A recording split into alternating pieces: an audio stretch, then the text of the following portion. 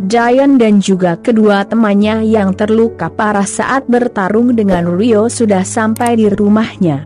Dor dor dor, cepat buka pintu, terak Giant. Ayah Giant yang ada di ruang tamu bersama pengawalnya terkejut. Ada apa dengan Giant? Cepat buka pintunya, perintah Marcus. Marcus adalah ayah Giant. Marcus termasuk salah satu orang terkaya di kota ini. Marcus juga terkenal kejam.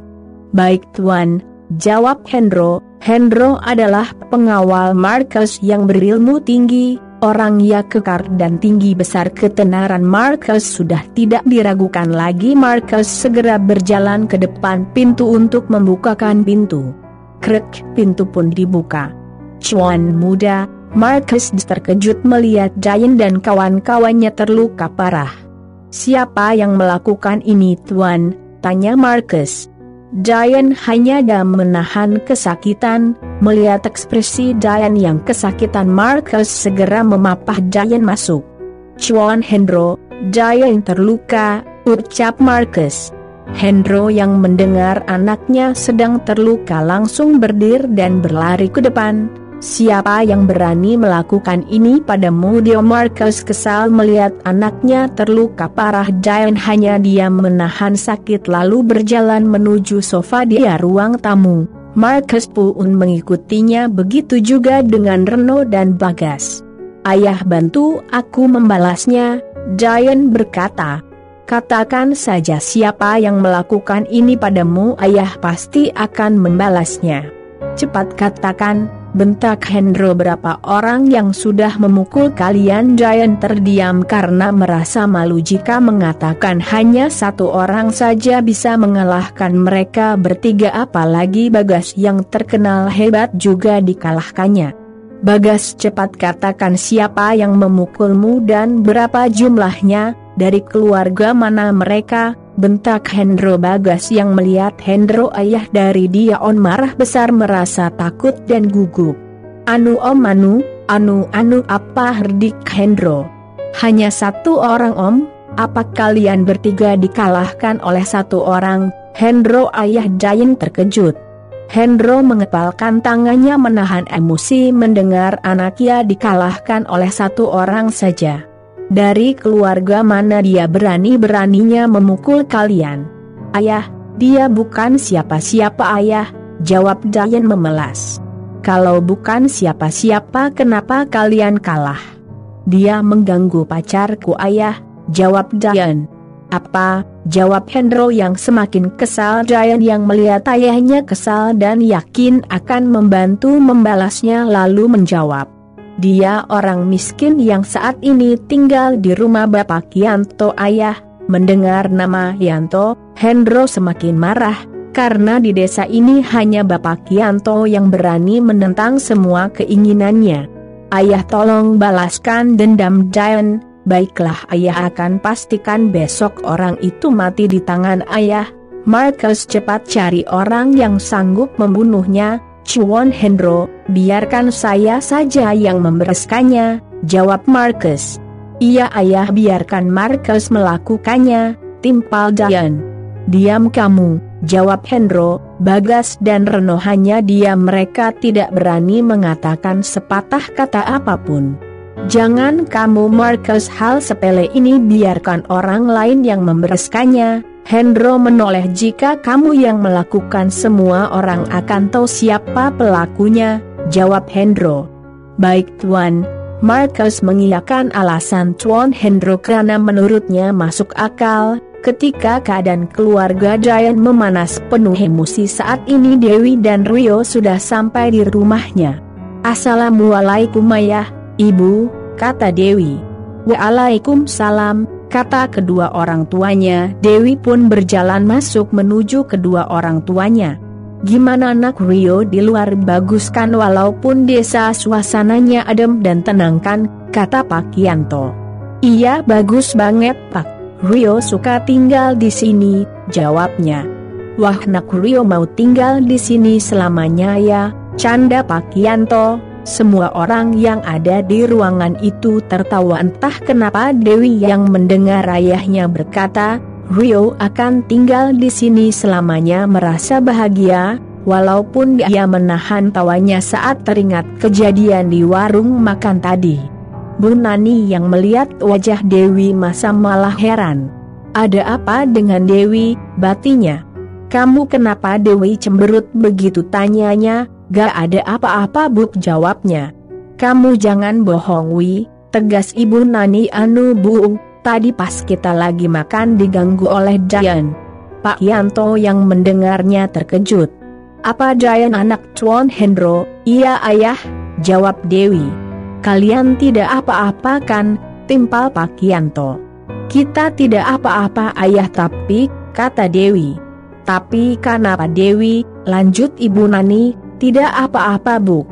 Rio menyela, tidak ada yang harus dipikirkan lagi, lanjut Rio. Tadi Rio memukul Jayan dan anak buahnya, jawab Dewi. Hah? Pak Yanto dan Bu Nani terkejut, mereka tahu bahwa Hendro, ayah Jayan tidak akan tinggal diam dan pasti secepatnya menuntut balas. Pak Yanto dan Bu Nani saling berpandangan karena mereka sadar akan masalah ini.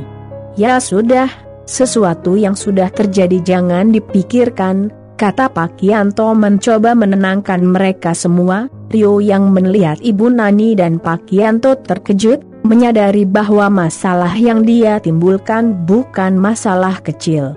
Tenang saja Pak, ini bukan masalah besar, Rio akan selesaikannya, jawab Rio dengan tenang. Dewi yang di sampingnya hanya bisa menghela nafas.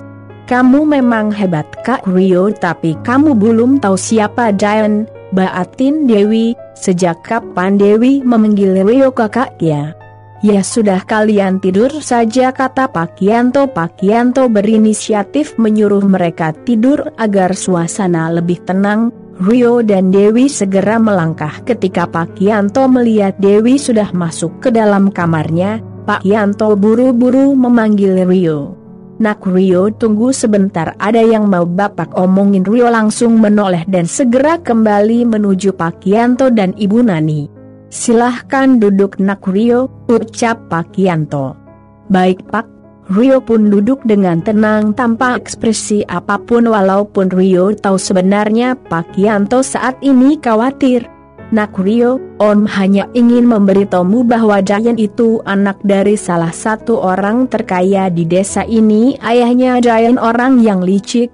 Nak Rio harus hati-hati ke depannya, mereka pasti akan menuntut balas, kata Pak Yanto. Rio tahu Pak, tenang saja, Rio pasti akan segera menyelesaikan semua ini. Tapi Nak Rio, sahut Pak Yanto. Tenang saja Pak, Rio pastikan mereka tidak akan mengganggu kalian, karena kalian sudah saya anggap sebagai keluarga. Rio, Pak Yanto yang mendengar ucapan Rio hanya bisa diam. Pak, kalau boleh Bapak tidak usah segan-segan memanggil namaku dan aku akan memanggil Bapak Om biar lebih akrab. Rio tersenyum. Rio sengaja mengatakan ini supaya Pak Yanto dan juga Ibu Nani tidak terlalu tegang. Tentu boleh Nak Rio, hahaha. Pak Yanto pun ikut tersenyum. Dewi yang sedari tadi masuk ke kamarnya ternyata tidak langsung tidur. Dewi mendengar semua ucapan ayahnya dan juga Rio. Perasaan Dewi semakin khawatir tentang keselamatan Rio. Dewi merasa bersalah karena gara-gara dia, Rio dapat masalah. Rio memang hebat, tapi ayah Jayan jauh lebih hebat karena ayah dia On adalah orang kaya, sedangkan Jayan, keluh Dewi. Perasaan khawatir itu semakin besar. Dewi pun mengagumi Rio yang sangat hebat waktu bertarung dengan Bagas, Jayan dan juga Arno. Hebat sekali Kak Rio bisa mengalahkan mereka bertiga hanya dengan hitungan detik, batin Dewi. Apaan sih, aku kok malah mikirin Rio, kata Dewi. Dewi berusaha melupakan kejadian tadi, tapi hati Dewi tidak bisa melupakannya. Walaupun bagaimanapun Rio mendapatkan masalah karena dia, bayangan Rio selalu hadir di mata Dewi sehingga Dewi terlelap. Di ruang tamu masih ada orang tua Dewi dan juga Rio. Ya sudah Rio, On tidur duluan ya, kata Pak Yanto. Baik Om, sahut Rio. Pak Yanto pun berdiri, begitu juga Ibu Nani. Mereka masuk ke dalam kamarnya, Rio pun ikut masuk. Setelah di kamarnya, Rio malah teringat tentang Dewi. Dewi ternyata cantik juga ya, anaknya manis dan sopan, batin Rio. Hust, apa-apaan ini, ngapain aku mikirin dia, kata Rio. Hati memang tidak bisa dipungkiri, sekuat apapun kita ingin melupakannya, tapi apabila hati sudah berkata maka ia tidak akan bisa melupakannya. Rio yang mulai merasa ngantuk langsung tertidur. Jangan lupa like, share, and subscribe agar kalian tidak ketinggalan cerita menarik selanjutnya.